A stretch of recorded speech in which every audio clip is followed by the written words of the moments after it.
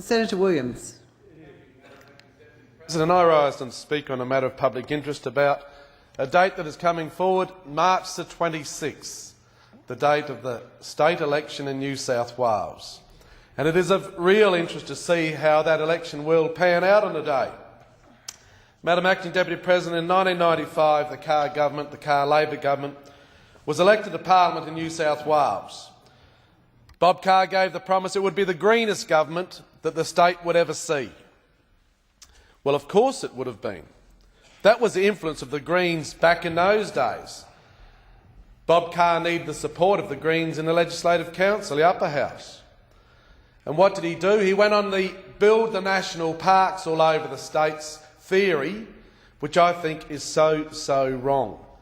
I've said it before in this place, Madam Acting Deputy President, you lock up country and you leave it, the grass grows, the fuel develops, the lightning strikes, and it burns and destroys it. But people think this is conservation. I think it is a disgrace. And we've got all these national parks now, right across New South Wales, even the Pilliga, up in the northern areas near Moree, Narrabri, Coonabarabran, where I've travelled through many times.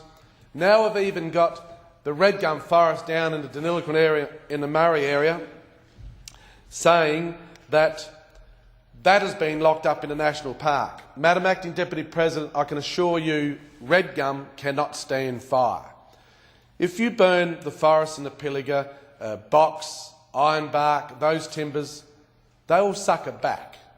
But red gum, once it is burnt, it is destroyed. And you can go down to the forest there at Deniliquin now and have a look at the 900 hectares that is burnt and is now destroyed.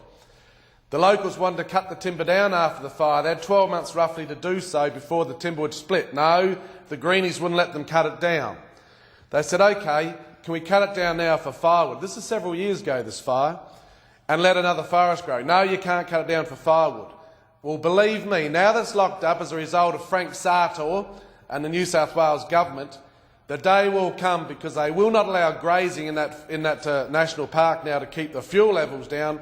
The day will come when that forest will burn, it will be destroyed, it will destroy the trees, the red gum, the environment for the animals there, and we will thank Frank Sartor and the influence of the Greens for destroying that forest.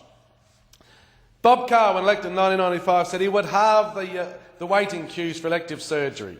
And if he didn't within 12 months, he would resign. Well, fudge the figures, do what you like, but I think he did get there somehow and kept his job. But what did he do to the health system? For years, decades, we had the local volunteers on our hospital boards, then formed the district hospital boards, and the local people managed our hospitals. Volunteers, doctors, nurses, accountants, solicitors, and they managed it well. But no, Bob Carr brings in these huge areas to the detriment of our local hospitals. We even saw the case in the Greater Western Area Health Service a couple of years ago, where they could not pay their bills, could not pay the local butchers who supplied the meat to the hospital. And I've had many small businesses complain to me about how the area health services would not pay their bills on time and the small business had to carry their credit. It was a disgrace. So let's look what they did effective, the Carr government of New South Wales. Well, one thing they were very effective at was driving people out of New South Wales. High taxes, high stamp duty, upping the costs of living, upping the cost of doing business, and we had people moving out of New South Wales, mainly to Queensland.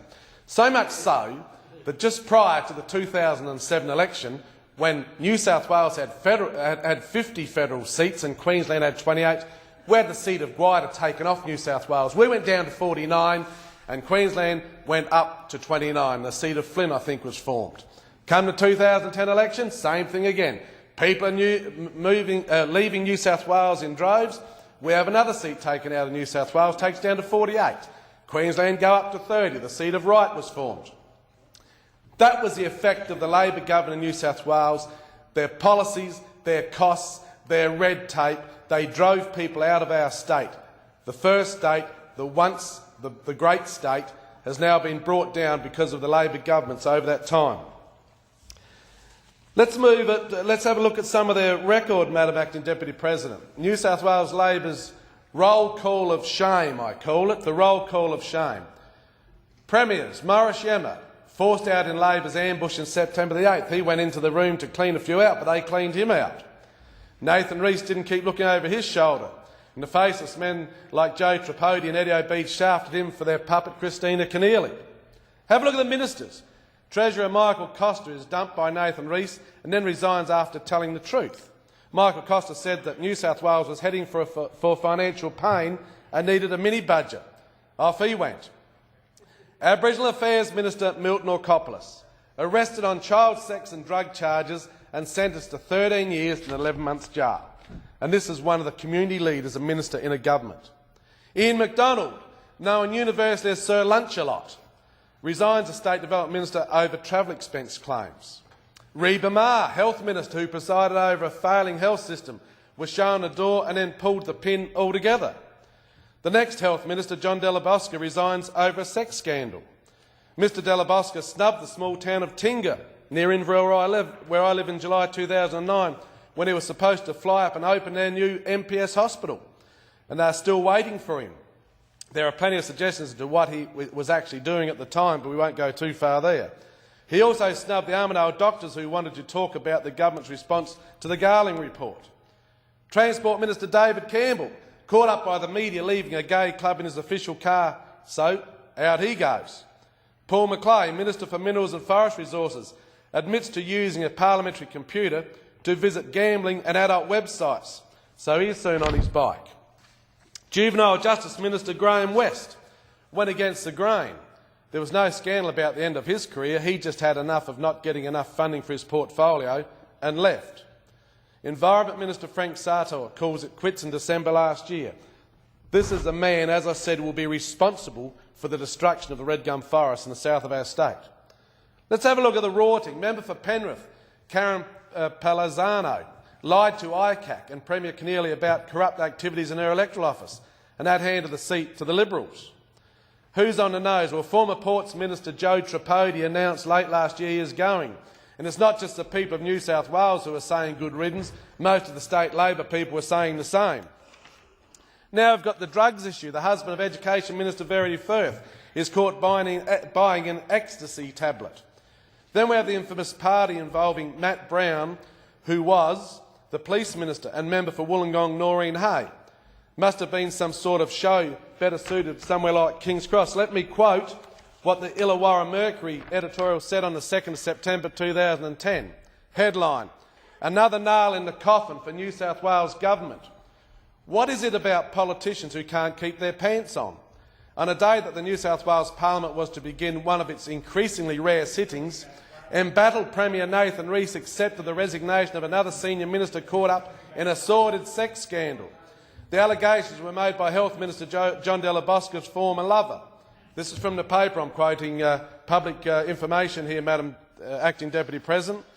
The woman claims she had had sex with Mr Della Bosca in his parliamentary office and the minister deliberately missed a flight so he could spend time with her, an allegation he has denied. That is when he was supposed to be at Tinga near Inverell opening the hospital. The latest scandal came less than 12 months after another unsavoury incident at a boozy parliamentary budget party involving member for Kiama Matt Brown. This is all out of the paper for those listening.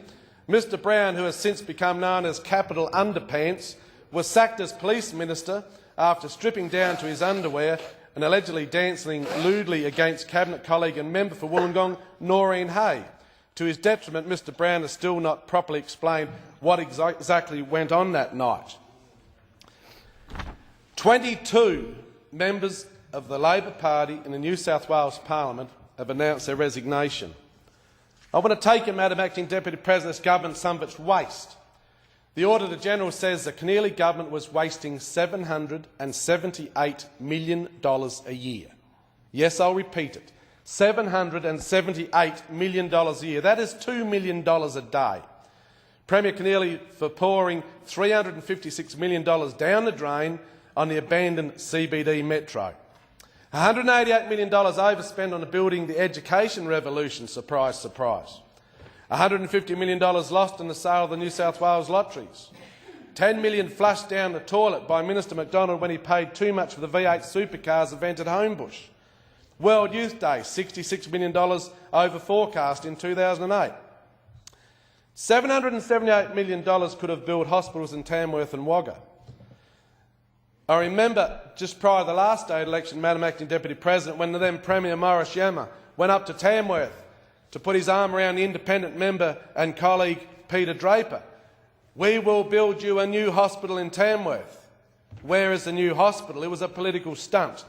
And Tamworth is a hub of the northwestern New England area. Tamworth is a vital hospital where so many people in the outer regions are taken to Tamworth for essential medical care, but still no hospital. It was another broken promise. I could go on to the power sale, where former Premier Morris Yama got the boot for wanting to privatise the electricity industry for around $31 billion. Along comes super salesman Christina Keneally and Eric Roosendahl and sell it for $5.3 billion. You wouldn't want them out flogging your products door to door, you'd go broke. I want to take you back on a couple of things as time is running out, Madam Acting Deputy President. And one of the things they did that I thought was so shameful while this lot during our period and almost 16 years in government, they introduced a blue card for truck drivers. What's a blue card, you might ask? Well, they brought in a law that any truckie that drives more than 500 kilometres must have a blue card saying they've been trained in OH&S standards, even though we have strict OH&S standards right throughout the industry. The blue card then had to be purchased of a little company in Western Australia. Why in New South Wales, this law, would you buy the blue card off a company in Western Australia? Well, it's simple.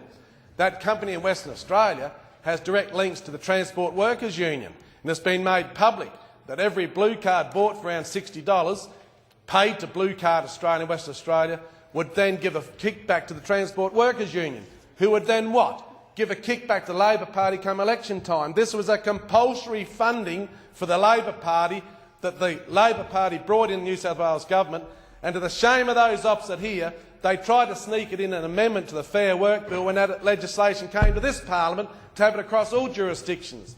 This is the way they act. We'll have a compulsory little law, you have to buy something, and we'll get a kickback to help us in our next campaign at the election so we can spread our propaganda. Madam Acting Deputy President, it's amazing that with the 93 lower house seats in New South Wales Parliament, Labor still does not have 6 seats, do not have candidates. Tweed Heads, Goulburn, Port Macquarie. Oh, sorry, I shouldn't say Port Macquarie. They have the independent member there. They're as good as the Labor candidate. We've seen that through the activities of Mr Windsor and Mr Oakeshott. So no need to run there. And I was amazed last Saturday driving past the member for Monero's office, member for Monero, Steve Wan. No sign of any Labor pamphlets or anything. It's just Steve Wan MP. They're hiding from their brand.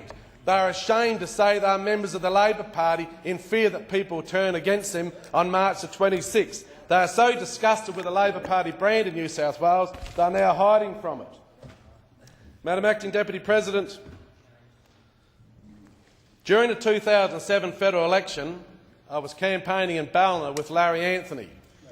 We're having a chat and I said to Larry, well, how do you see it? And he turned to me and said, Wacker, when the tide's coming in, you can do nothing about it. And Larry was correct. People saw through the spin of Kevin Rudd, Kevin 07. No Labor brands out there now in the state election. We're going to hide from that. But they went out with the Kevin 07 Labor brand and they won the election. Ha! He didn't last long though, because those sitting behind over there saw the spin and the people were waking up to him. And what happened to Kevin 07? Well, he was speared. We all know the history of that.